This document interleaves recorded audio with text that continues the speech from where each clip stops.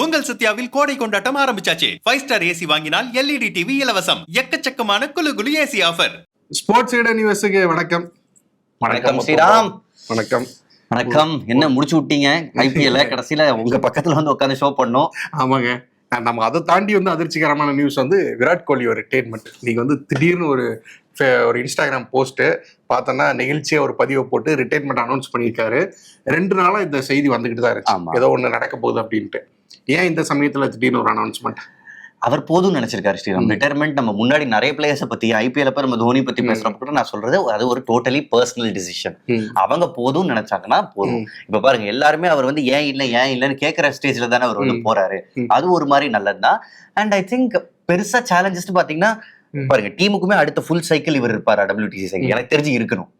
ஏன்னா டெஸ்ட் கிரிக்கெட்டுக்கு ஒரு பெரிய லாஸ் விராட் கோலி இல்லாத, அது என்னோட ஃபேனா இப்ப நம்ம வெளியில பாக்குறப்ப நம்மளோட காலா இருக்கு. பட் ரிட்டையர்மெண்ட் அகைன் ஒரு டோட்டலி பர்சனல் டிசிஷன். ஒரு யங் ஃபேமிலி இருக்கு அவருக்கு. இங்கிலாந்துல தான் வாழறாரு ஃபேமிலியோட. ஸோ அங்க அந்த பீஸ்ஃபுல் லைஃப் இன்னும் கொஞ்சம் லாங்கர் டைமுக்கு வேணும்னு நினைக்கிறாரு. என்னன்னா, நம்ம விராட் கோலியை பாக்குறப்போ ஒரு ஹங்கர் இருந்துகிட்டே இருக்கும். எவ்வளவு ரன் அடிச்சாலும் அவருக்கு போதவே போதாது, இன்னும் அடிக்கணும் இருக்கும். அப்படிப்பட்ட ஒரு பிளேயர் டக்குனு ரிட்டைர்மெண்ட் அனௌன்ஸ் பண்றது அப்படிங்கிறதே ஒரு மாதிரி ஃபேன்ஸுக்குலாம் அவர் கலங்கி போயிருக்கிறாங்க. எக்ஸாக்ட்லி ஸ்ரீராம். ஏன்னா நம்ம 2-3 நாளாவே தகவல் என்னதுன்னா, இவர் போர்டு கிட்ட சொல்லிட்டாரு, போர்டு இவரை கன்வின்ஸ் பண்ண ட்ரை பண்ணிக்கிட்டு இருக்காங்கன்னு நம்ம கேள்விப்பட்டோம். நான் கன்வின்ஸ் பண்ணிருவாங்கன்னு நினைச்சேன். ஏன்னா இப்பதான் அஸ்வின் போயிருக்காரு, ரோஹித் சர்மா இப்பதான் போறேன்னு சொல்லியிருக்காரு. ஸோ விராட் கோலி அவர் இருக்கிறது டீமுக்கு ரொம்ப ரொம்ப பெனிஃபிட்டா இருந்திருக்கும். ஏன்னா இப்ப ரொம்ப ஒரு யங் சைட் போய் விளையாட போறாங்க. எடுத்தோடனே ஒரு அவே டூர் வேற. சோ அவரோட சேவை தேவை நம்ம நினைக்கிறப்ப அவர் போதுண்டா அப்படின்னு நினைச்சிருக்காரு. சர்ப்ரைஸிங். அதாவது 10,000 ரன்ன்றது அவருக்கு இன்னும் ஒரு 2 சீரீஸ் அவையா அவ்வளவுதான். ஏன்னா ரொம்ப 9,800 ரன் என்னமோ அடிச்சிருக்கிறாரு. இப்போ கண்டிப்பா இங்கிலாந்து சீரீஸ்ல அந்த 10,000 கூட வந்திருக்கலாம். ஆமா. சோ அந்த விஷயத்துல இவர் போதும் நினைச்சிருக்கிறது எனக்கு கொஞ்சம் ஆச்சரியம் தான். பட் நம்ம என்ன பண்ண முடியும்? பெஸ்ட் ஆஃப் லக் தான் சொல்ல முடியும். என்னவா இருக்கும், என்ன ரீசனா இருக்குன்னு அவர் சொல்லல. பட் போதும் நினைக்கிறதா சரியான டைம்னு சொல்றாரு. பட் நாம யோசிச்சு பார்த்தோம்னா என்னெல்லாம் ரீசனா இருக்க முடியும்? ஒரு ஃபார்ம் ஒரு ரீசனா இருக்குமா? ரீசன் ஃபார்ம் இருக்கலாம் ஸ்ரீராம், இருக்கலாம். ஏன்னா அந்த பிஜிடி சரியா போகாதப்போ நிறைய கால்ஸ் இருந்துச்சு, ரஞ்சி ட்ரோஃபி விளையாடணும் அப்படின்லாம் சொன்னாங்க. So end of the day international பிளேயர்ஸ்க்கு அந்த பிரேக்ன்றது தேவை. ஏன்னா கண்டினியூஸா ரவுண்ட் த கிளாக் விளையாடிக்கிட்டு இருந்தவங்களுக்கு இந்த மாதிரி கொஞ்சம் ஃபோர்ஸ் பண்ணி விளையாட வச்சது ஒரு வேளை பிடிக்காம போயிருக்கலாம். புது ரூல்ஸ் எல்லாம் போட்டாங்க. ஞாபகம் ஆஸ்திரேலியா சீரிஸ் ஃபேமிலிஸை கூட்டு போக கூடாது, நாங்க டொமஸ்டிக் ஆடணும். அண்ட் ஈவன் பாத்தீங்கன்னா ஃபிளைட்ல எக்ஸ்ட்ரா பேக்கேஜ் கூட கொண்டு போக முடியாது. அந்த மாதிரி ஒரு ரூல்ஸ் அவ்வளவு ஸ்ட்ரிக்டா பண்ணாங்க அந்த லாஸ்க்கு அப்புறம். அதெல்லாம் மேபி ஒரு சின்ன ஃபேக்டரா இருந்திருக்குமா பெருசா. பட் அப்படிதான் அட்ஜஸ்ட் பண்ணி ஆகணும்னா அது பண்ணக்கூடிய பிளேயர் தான் ஸ்ரீராம் விராட் கோலின்றது. இது டோட்டலி அவரே போதும்னு நினைச்சிருக்காரு. ஜஸ்ட் அதை ரெஸ்பெக்ட் பண்ணி தான் ஆகணும். மேபி நம்ம யோசிச்சு பார்த்தோம்னா ஸ்பெகுலேட் பண்றதுனா பண்ணலாம். இது ஒரு ரீசனா இருந்திருக்கலாம். ரஞ்சி ட்ரோஃபி விளையாடணும் அப்படின்னு சொல்றது ஒரு ரீசனா இருந்திருக்கலாம். எனக்கு என்னெல்லாம் படிச்சு அப்படின்னா, அந்த 2021 சமயத்துல பார்த்தோம்னா கேப்டன்சி எல்லாம் மாத்துறப்போ நிறைய பிரச்சனைகள் இருந்துச்சு. இவர்கிட்ட முறையா தெரியப்படுத்தாம சரியா அந்த டிரான்ஸ்பர்மேஷன் அப்படிங்கிறது சரியா அமையாம இருந்துச்சு. மேபி திரும்ப எதுக்கு அதுக்கு ஒரு வழி கொடுக்கணும்? நாமளே ஒரு நல்ல இடத்துல இருக்கிறோம், இங்க இருந்தே போயிடலாம் அப்படிங்கிற ஒரு மனநிலைக்கு வந்துட்டாரோ? இருக்கலாம். நீங்க சொல்ற மாதிரி அது ஒரு மனநிலையா இருக்கலாம். ஏன்னா இப்ப ஃபுல் டீம் ஒரு புது டிரான்சிஷன்ல இருக்கணும் அப்படின்றப்போ அவரே நினைச்சிருக்கலாம், நம்ம இன்னொரு இடத்த எடுக்கிறோமா அப்படின்னு. சோ அதுக்காக அவர் போயிருக்கலாம். அண்ட் பர்சனலா பேட்டிங்லயும் பாத்தீங்கன்னா நம்ம முன்னாடி பார்த்த அளவுக்கு ரன்ஸ் வரல இல்ல ஸ்ரீராம். நான் கூட எடுத்து பார்த்தேன், லாஸ்ட் 2 வருஷத்துல பார்த்தோம்னா ஆவரேஜ் அரௌண்ட் 25-30 அதுக்கு இடையில தான் இருக்கும்னு நினைக்கிறேன். ரொம்ப விராட் கோலி மாதிரியான ஒரு ஸ்டாண்டர்ட் உள்ள பிளேயருக்கு அந்த ஆவரேஜ் 50 கீழே இறங்குறதே நம்ம பெருசா பேசியிருக்கோம். எக்ஸாக்ட்லி. ஒரு டைம் ஞாபகம் இருக்கா? அதாவது கேன் வில்லியம்சன், அதுக்கப்புறம் Steve Smith, root, Virat Kohli எல்லாரும் 50ஸ்க்கு மேல இருக்கும். தப்புன்னு பார்த்தா விராட் கோலி இது மட்டும் இப்ப 47 கிட்ட இறங்குச்சு. வேற ஜோ ரூட்ல எங்கேயோ எடுத்துட்டு போயிட்டாரு ஆவரேஜ். அதான் அது விராட் கோலி ஒரு ஸ்டாண்டர்ட் செட் பண்ணி வச்சிருக்காரு. வருஷம் ஒரு 1000 ரன் டெஸ்ட்ல இருந்து வந்துகிட்டே இருக்கும். அது கொஞ்சம் கம்மியாக ஆரம்பிச்சு ஒரு 600 ரன் 700 ரன். இப்ப ரொம்ப ரீசெண்டா பார்த்தோம்னா ரொம்ப கம்மியாகி பிஜிடியில பார்த்தோன்னா 190 ரன் தான் எடுத்திருக்காரு 9 இன்னிங்ஸ்ல. அதுலயும் ஒரு இன்னிங்ஸ்ல செஞ்சுரி, அப்ப மிச்சம் 8 இன்னிங்ஸ்லயும் சேர்த்து ஒரு 98 ரன்ஸ் தான் வந்திருக்கு. அப்படிங்கிறப்போ பெரிய பிரச்சனை இருந்திருக்கு அவரோட டெக்னிக்ஸ். பட் என்னதான் இருந்தாலும் அந்த மாதிரி ஒரு பிளேயருக்கு இப்ப நமக்கே தெரியும்ல, ஃபார்ம்ன்றது ஜஸ்ட் ஒரு இன்னிங்ஸ்ல இவங்க கெயின் பண்ணுவாங்க. அப்படிப்பட்ட விராட் கோலி தான் இந்த தடவை ஐபிஎல் என்ன அடிக்கிறாரு. ஸோ ஜஸ்ட் ஃபார்ம்ன்றது ஒரு ஒன் ஷாட் அவே தான் விராட் கோலி மாதிரி ஸ்டாண்டர்ட் உள்ள பிளேயர். அது நம்ம பல தடவை பேசியிருக்கோம். T20ல ஃபார்ம் இல்லைன்னு பேசணும். T20 வேர்ல்டு கப் ஃபைனல்ஸ்ல என்ன மாதிரி ஒரு இன்னிங்ஸ் ஆடி கொடுத்தாருன்னு பார்த்தோம். அப்புறம் சாம்பியன்ஸ் டிராஃப்ல என்ன மாதிரி இன்னிங்ஸ் ஆடி கொடுத்தா. அது ஒயிட் பால் கிரிக்கெட் தான், பட் இருந்தாலும் சேம் பிளேயர் தானே, சேம் டெம்பர்மெண்ட் தானே. ஸோ அது என்னைக்கா இருந்தாலும் அந்த டெஸ்ட் அந்த கம்பேக் அப்படிங்கிறது இருந்திருக்கும் தான். அண்ட் இதெல்லாம் ஒரு விஷயம் ஸ்ரீராம். இன்னொன்னு என்னதுன்னா, டெஸ்ட் கிரிக்கெட் மாதிரி, அதாவது இப்ப ஜனங்க மத்தியில நீங்க கிரிக்கெட் பியூர், இப்ப நீங்க நாளா டெஸ்ட் மேட்ச் உட்காந்து பார்ப்போம். பட் மெயினா இப்ப ஒரு மாசம் உட்காந்து மாசஸ் டெஸ்ட் கிரிக்கெட் அவ்வளவா பாக்குறது இல்ல. அது வந்து ஒரு மாதிரி இந்த மாற்றாந்தாய் மனப்பான்மையோட தான் நடத்துறாங்க கிரிக்கெட் விரும்பிகளுக்கு மட்டும்தான். ஆமா. சோ அந்த மாதிரி ஒரு ஒரு ஃபார்மேட்டுக்கு விராட் கோலி மாதிரி ஒரு பிளேயர் தேவை. அவர் ஜஸ்ட் ஒரு ரஞ்சி மேட்ச் விளையாட வராருன்னா பாக்குறதுக்கு 20,000 பேர் ஒரு ஸ்டாண்டர்ட் வந்தாங்கல்ல, அந்த மாதிரி ஒரு அம்பாசிடர் ஆஃப் த கேம், தனக்குன்னு ஒரு அப்ரோச். இந்த மாதிரி வேற எந்த Indian player problem Saurav Ganguly அந்த அக்ரேஷன்ல கொஞ்சம் பக்கத்துல வருவாரு, பட் இவர் வேற லெவல்ல எடுத்துட்டு போன பிளேயர். சோ டெஸ்ட் கிரிக்கெட்ல விராட் கோலி தேவை.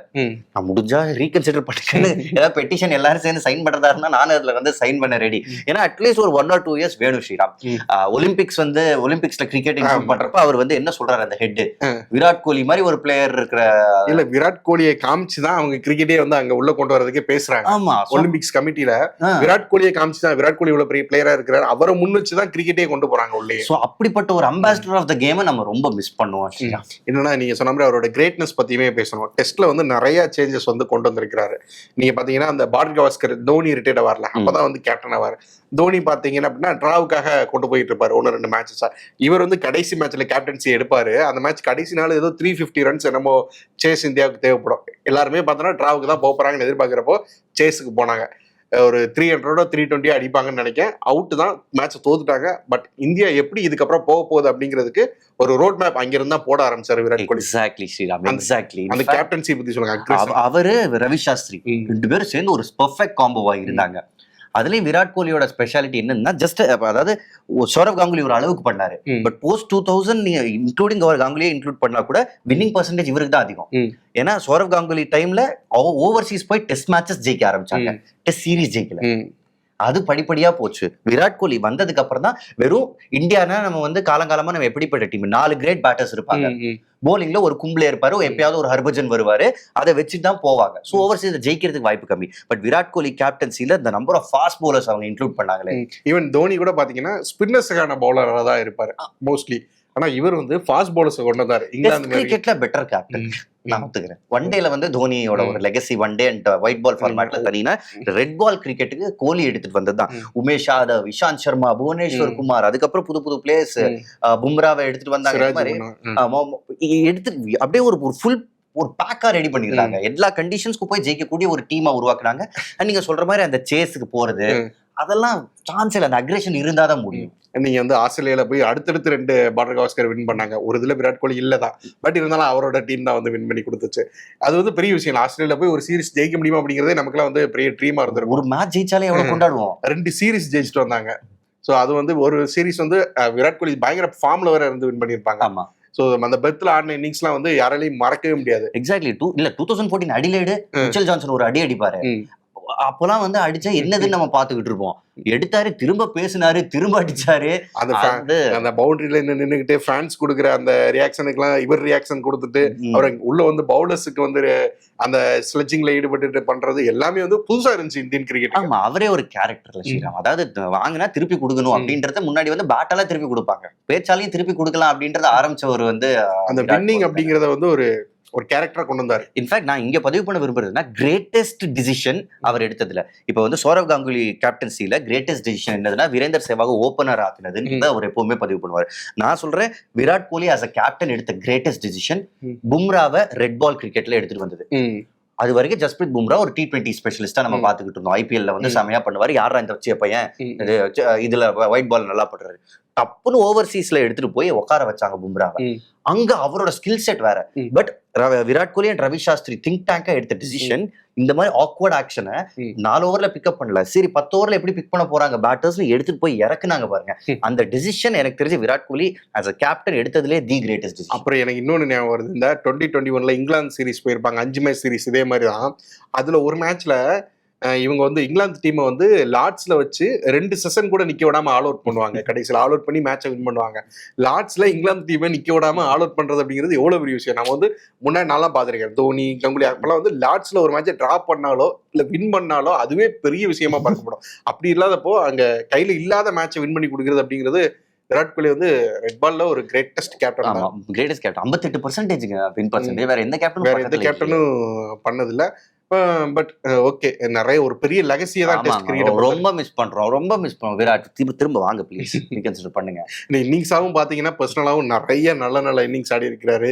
இந்தியன் மட்டும் இல்ல, இந்தியாவில மட்டும் இல்ல, ஓவர்சீஸ்லயும் போய் நிறைய நல்ல இன்னிங்ஸ் ஆடி இருக்கிறாரு.